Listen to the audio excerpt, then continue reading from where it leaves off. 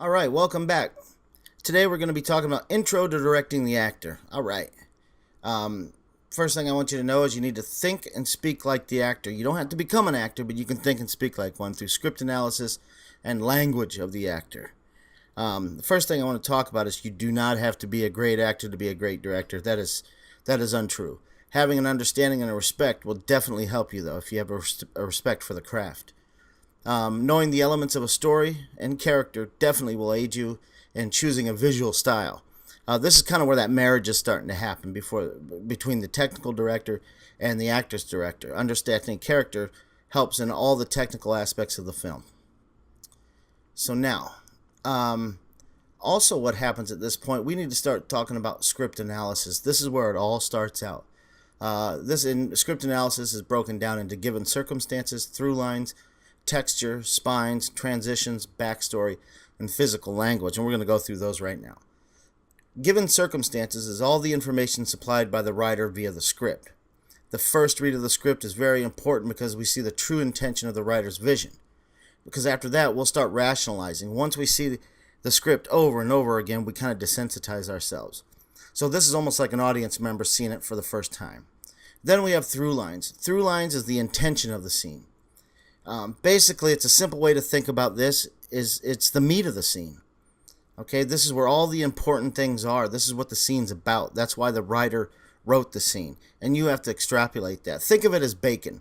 I know this is kind of funny, but bacon is basically a lot of fat, right? Then you have lean meat. Once you cook it, there's lean meat in it. Well, think of that as the through line of a scene. In the movie The Graduate, Dustin Hoffman at the beginning is sitting in front of a tank of fish, and his dad walks in and says, "Hey, what's wrong?" And he says, "Well, I'm worried." "About what?" "My future." "What about it?" "I want it to be different."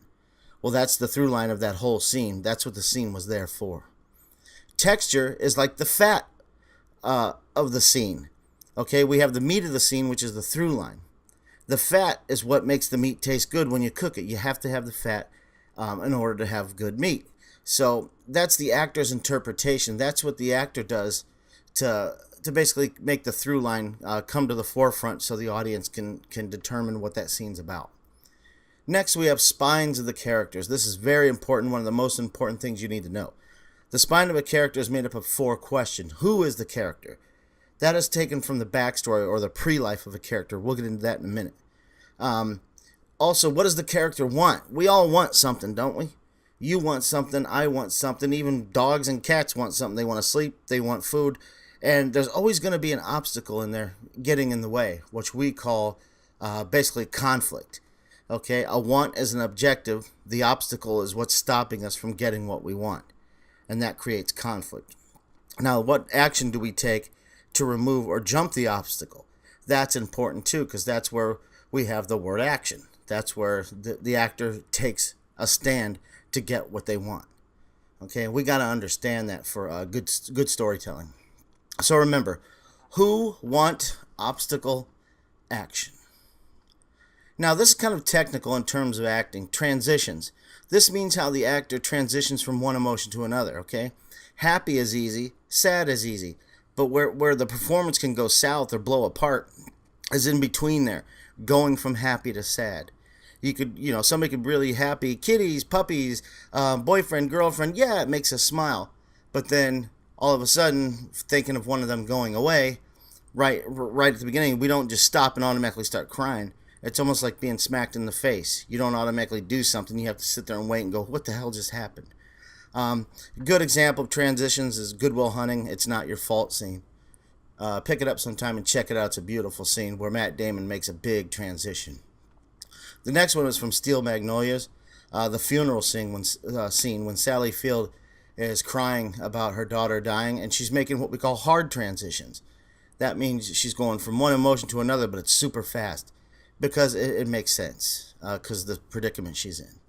Backstory. There's 2 backstories, 2 types. There's factual and imaginative. Factual backstory is in the script. It's written into the script, and we see it, and then we see it on the screen. We know why it's happening. Okay, this is pretty good with helping direct actors. But now we have imaginative backstory. Imaginative backstory is found in the script and it's not in the script or not in the given circumstances. It's made up by the actor and the director, but it still will appear on scene, on the screen. This is great in rehearsal. When you're directing an actor in rehearsal and you just say, hey, let's try some imaginative backstory. It doesn't have to be in the script. It can just help them get from point A to point B. And it really works because you're like playing in the sandbox. You're free to do whatever you want. It's almost like improv, but it still does pertain to the characters. The physical language, this is very important. In language, we say more, 80% with our bodies and our expression than we do with words. And this is proven. So I want you to understand something, that if you take all the dialogue out of a script, and this is something I do with my actors, and I'll say, try to get me from the beginning of the scene to the end of the scene, just with your movement, proxemics, which is the study of how people react with each other in space, and expression. And then you might find that a lot of the dialogue you don't have to have. Some of it can be taken out if it's a real wordy script. I like using expression, but don't overdo it. These guys in this picture, I put that up there for a joke. But there are many expressions that make an outsider, when they're watching it, feel a certain way. So keep that in mind, especially on your silent film. The next two frames we're going to see right now is from The Graduate. It was supposed to be a happy ending. It looks like a happy ending there, doesn't it? Now just wait till the next frame. Next frame, this was the actual one of the last frames we've seen. And it's coming up right now.